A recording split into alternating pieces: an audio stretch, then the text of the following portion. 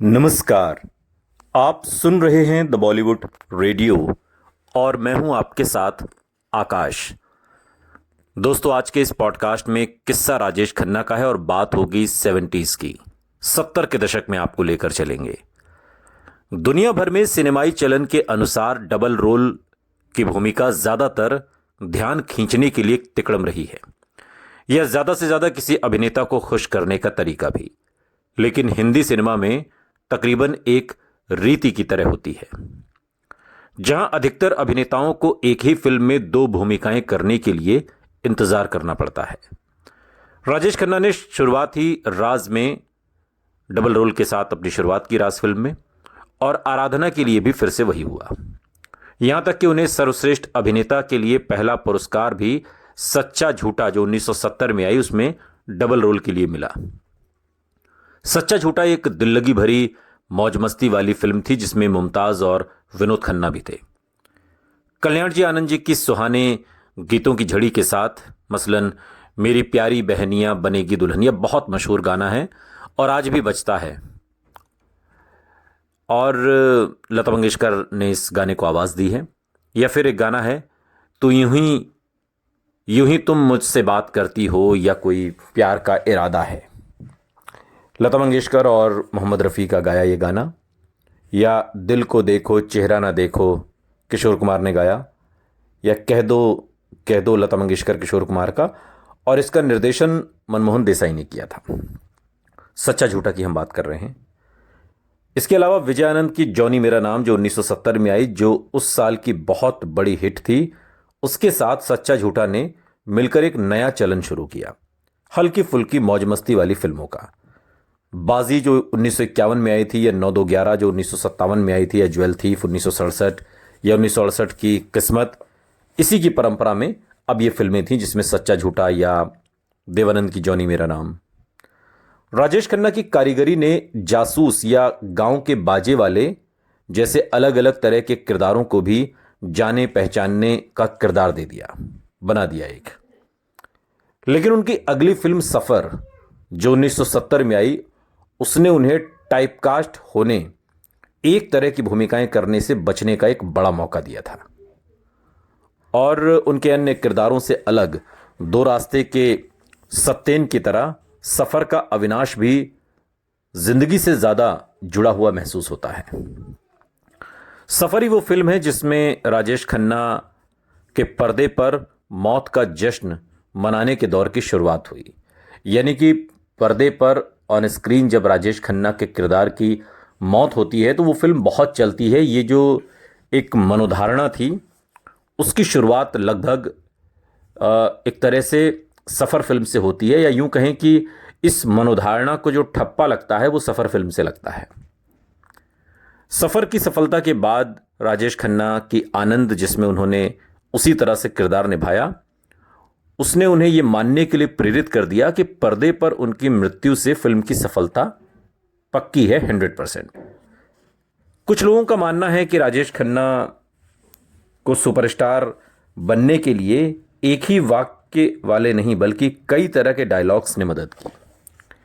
मसलन मेरे लिए मौत भी एक लतीफ़ा है, या फिर मैं रेंग रेंग के मौत की तरफ नहीं जाऊंगा, या मरने से पहले मरना नहीं चाहता। जिस खूबसूरती से राजेश खन्ना ने अविनाश को मौत का इंतजार करते दिखाया फिल्म सफर में, उसने दर्शकों को मंत्रमुग्ध कर दिया। सच्चा झूठा की सफलता के बाद कल्याण जी आनंद जी ने सफर के लिए भी वैसी ही हैरान कर देने वाली धुनें बनाई। इंदिवर के लिखे हुए गीत जीवन से भरी तेरी आंखें, किशोर कुमार का गाया। या जो तुमको हो पसंद वही बात कहेंगे, तुम दिन को अगर रात कहो रात कहेंगे। मुकेश ने इस गाने को इस खूबसूरती से गाया कि गजब हो गया। या लता मंगेशकर का गाया गाना हम थे जिनके सहारे वो हुए ना हमारे, या नदिया चले चले रे मन्ना डे की आवाज़ में। ये सारे गाने सुपर डुपर हिट रहे और आज भी लोग इन्हें भूले नहीं हैं। आज भी जो लोग पुराने गीतों को पसंद करते हैं उनकी प्लेलिस्ट में ये सारे गाने हैं। लेकिन इस एल्बम की सबसे बढ़िया रचना थी किशोर कुमार का चिंतनशील गीत जिंदगी का सफ़र है ये कैसा सफ़र, कोई जाना नहीं। ये बहुत मशहूर गाना है जो फ़ौरन ही एक क्लासिक बन गया। सालों बाद राजेश खन्ना अपने चाहने वालों की नाराज़गी भरे ख़तों के सैलाब को याद करते तो इस फिल्म के लगते ही उमड़ पड़ा था। इस फिल्म जैसे ही ये फिल्म रिलीज़ हुई तो इतने खत राजेश खन्ना को मिलने लगे कि उसके लिए उन्होंने एक स्टाफ नियुक्त कर दिया जो खतों को पढ़ता और उनके रिप्लाई करता था। और एक तरह से उनके चाहने वाले मर जाने के कारण बहुत नाराज़ थे, जो किरदार की मौत हो जाती है राजेश खन्ना की फिल्म सफ़र में। उनके अपने शब्दों में सफ़र को मिली प्रतिक्रिया ने उन्हें उलझा दिया था और उन्हें एहसास कराया कि किस प्रकार जब जब उनका हीरो पर्दे पर आए चाहने वाले कुछ खास आशाएं रखते हैं, अक्सर नामुमकिन आशाएं। फिल्म की दुखभरी कहानी के बावजूद भी सफ़र ने दर्शकों को खींचा, बढ़िया अदाकारी और अच्छे संगीत के कारण। साल खत्म होने से पहले राजेश खन्ना की 2 और फिल्में आईं, एक कटी पतंग और दूसरी आन मिलो सजना। कटी पतंग एक और नायिका प्रधान फिल्म थी, यानी कि जिसमें हीरोइन ही सब कुछ थी। कहानी हीरोइन के इर्द गिर्द थी और जो उन पर एक तरीके से थोप दी गई थी। वो उसके निर्माण के दौरान लगातार निर्देशक शक्ति सामंत से शिकायत करते रहे और ये कहते हुए कि नायिका प्रधान फिल्मों में वो फंस गए हैं। भारी भरकम डायलॉग्स से वंचित, जैसे विनोद खन्ना और शम्मी कपूर ने जाने अनजाने में बोले थे। गुलशन नंदा द्वारा लिखी गई कटी पतंग ने शक्ति सामंत को शुरू से ही प्रभावित कर दिया था जब वो आराधना पर काम करने वाले थे, और तभी गुलशन नंदा ने उन्हें यह कहानी सुनाई थी।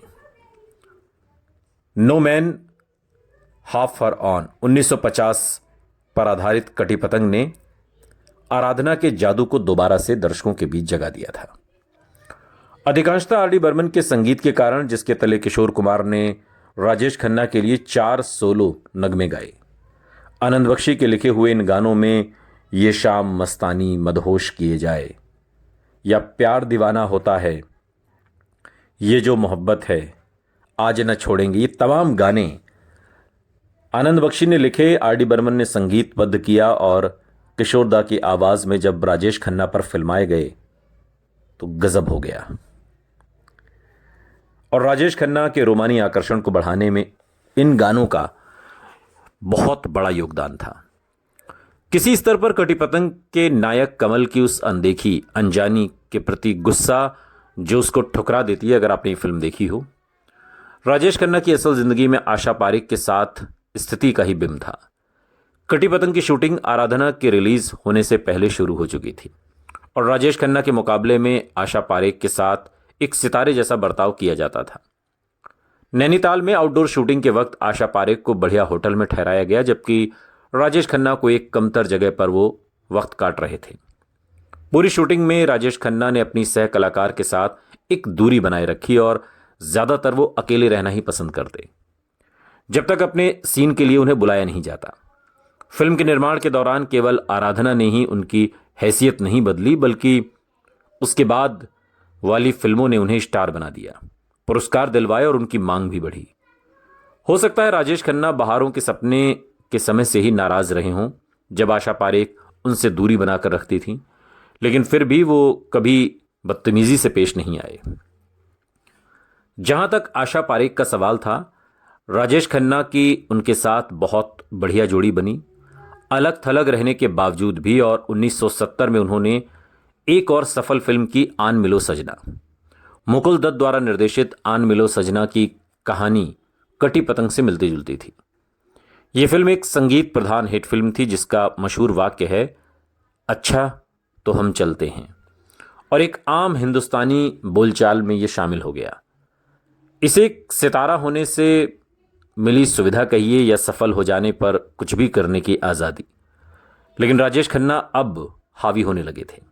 नैनीताल में कटी पतंग की शूटिंग के दौरान वो महज मज़ा उठाने के लिए कुछ छोटी मोटी हरकतें करते, जैसे सीन पूरा करने के लिए गुलशन नंदा को आधा जला सिगरेट थमा देना, या शक्ति सामंत या बाकी काम करने वाले लोगों के साथ कैरेक्टर के घर खाने के लिए जाने से इनकार कर देना। तमाम तरह की चीज़ें राजेश खन्ना करते।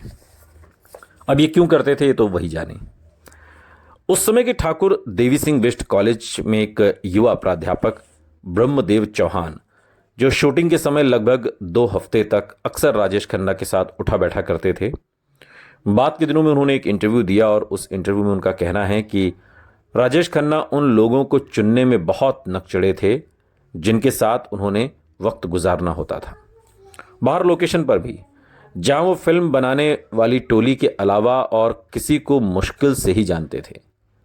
राजेश खन्ना लोगों का एक गुट बना लेते थे जिनका शूटिंग से कुछ लेना देना नहीं होता था और उन्हीं के साथ वक्त गुजारना वो पसंद करते थे। और प्रोफेसर चौहान को याद है कि जब उन्होंने इंटरव्यू दिया कि कैसे राजेश खन्ना को शराब बहुत पसंद थी और वो उसे और औरों को अपने कमरे में बुला लेते और सारी शाम बहुत शराब बहती। प्रोफेसर चौहान को ये तमाम चीज़ें याद हैं और उस इंटरव्यू में वो कॉलेज की तरफ से छात्रों को बार बार सेट पर आने से रोकने के लिए उन्हें तैनात किया गया था। अपना काम करने के दौरान उनसे राजेश खन्ना में खुद को बहुत बड़ा समझने की भावना भी पाई। वो नैनीताल के कलेक्टर को भी ना कहने से पहले सोचते नहीं थे, ये प्रोफेसर चौहान ने बताया। लेकिन एक मामूली रेस्तरां के मालिक को नाश्ते के लिए निमंत्रण कबूल करने में उन्हें कोई दिक्कत नहीं होती थी। प्रोफेसर चौहान का कहना है कि जिस दिन उन्हें नैनीताल से वापस आना था, राजेश खन्ना ने दोपहर को भी 1-2 पैग पी लिए और कार खुद चलाना चाहते थे। लेकिन जब शक्ति सामंत जो उनके साथ जाने वाले थे उन्होंने सख्ती से मना किया तो राजेश खन्ना को हथियार डालने पड़े और फिर वो मान भी गए कि अब मुझे गाड़ी नहीं चलानी चाहिए। चाहे 1970 में रिलीज होने वाली उनकी 5 फिल्मों के मजमून एक दूसरे से अलग अलग थे, भिन्न थे। द ट्रेन या सच्चा झूठा या सफ़र, कटी पतंग या फिर आन मिलो सजना, उनके बीच ही उन्हें एक ऐसा सांचा मिल गया था जिसने उनकी अगले 2 सालों में एक के बाद एक ज़बरदस्त सफल फिल्में देने में मदद की। राजेश खन्ना ने 1970 में आई अपनी फिल्मों को जोड़ने वाली डोर को मजबूत किया और दोहराया। कुछ नयापन लिए एक कहानी, आम किरदार, ऐसी पटकथा जो सिर्फ एक ही अदाकार को हावी न होने दे, और सबसे बढ़कर सुगम संगीत जिससे लोगों का दिल न भरे।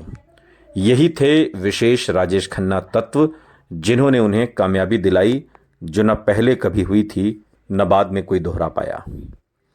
लेकिन इस अदाकार की ऊंची उड़ान में सबसे बड़ा हिस्सा निभाया उनकी महिला फैंस ने।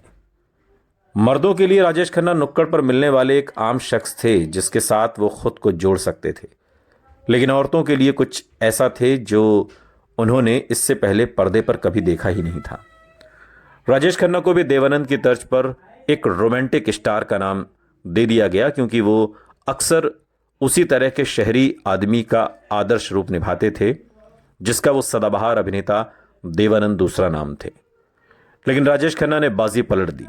वो हिंदी सिनेमा के पहले सितारे थे जो पर्दे पर नायक की जिस्मानियत और कामुकता लाए बिना उसके बारे में कोई शोरगुल मचाए, और उन्होंने ऐसा किया बिना इतराने लायक कदकाठी के। छठे दशक में आ रहे बदलाव और आज़ादी के बीच औरतों ने राजेश खन्ना को एक दृढ़ खंबे की तरह पाया, एक आम आदमी जो कुछ खासियत लिए हुए था जो पहले कभी किसी में देखी नहीं गई। अपनी पहली फिल्म आखिरी खत से लेकर जहां उनका एक नाजायज बच्चा होता है, आराधना जहां वो जिस्मानी रिश्ते को अंजाम देने के लिए सामाजिक स्वीकृति की परवाह भी नहीं करते, और कटी पतंग जिसमें वही अकेले हैं जिसे इस बात को लेकर परेशानी नहीं कि जिस औरत से वो मोहब्बत करते हैं वो एक विधवा है। राजेश खन्ना ने पर्दे पर वो सब किया जिसकी एक बड़े हीरो से आमतौर पर उम्मीद नहीं की जा सकती थी। औरतें उन्हें ऐसे शख्स के रूप में देखती थीं जो दिल के मामलों में सही कदम उठाने के रास्ते में कुछ नहीं आने देगा, चाहे जो वो कर रहा था वो समाज को मंजूर हो या नहीं। वो हीरोइन से कह सकते थे कि बिना विवाह जिस्मानी रिश्ता बनाना कोई बड़ी बात नहीं, और जो आराधना फिल्म में देखा भी, या बदमिजाज होने के लिए उसे थप्पड़ भी जड़ सकते थे, मसलन दो रास्ते, बच्चलन या औरत जात से नफरत करने वाले दिखे बिना। आज राजेश खन्ना के आकर्षण की हद को आंकने की कल्पना भी शायद मुश्किल है, केवल इस कारण कि आज कोई भी छोटा मोटा कलाकार जो 2 सफल फिल्में दे देता है उसे आने वाला बड़ा सितारा मान लिया जाता है। 1969 से 1972 के बीच राजेश खन्ना की सफलता को इस बात से आंका जा सकता है कि वो पहले हिंदी फिल्मों के अभिनेता थे जिनकी फिल्में गैर हिंदी भाषी क्षेत्रों में भी लगातार महीनों तक पूरे भरे हुए सिनेमाघरों में चलती थी। वो पहले हिंदी सितारे थे जिनकी फिल्मों की स्वर्ण जयंती मद्रास, बेंगलोर और हैदराबाद जैसे शहरों में भी मनाई जाती थी। वो जिस चीज को छूते वही सोना बन जाती थी, और जहां लोग इस सच्चाई को मानने लगे थे, शायद कुछ ऐसा नहीं था जो वो नहीं कर सकते थे। राजेश खन्ना ऐसे चलते रहे मानो लोगों को अब समझ में आने लगा था जो वो हमेशा से क्या थे। सफलता की ऊंचाइयां किसी को भी खुदा होने का एहसास दे सकती हैं, और राजेश खन्ना इस तुलना को कुछ ज्यादा ही संजीदगी से लेने लगे थे। सुनते रहिए द बॉलीवुड रेडियो, सुनता है सारा इंडिया।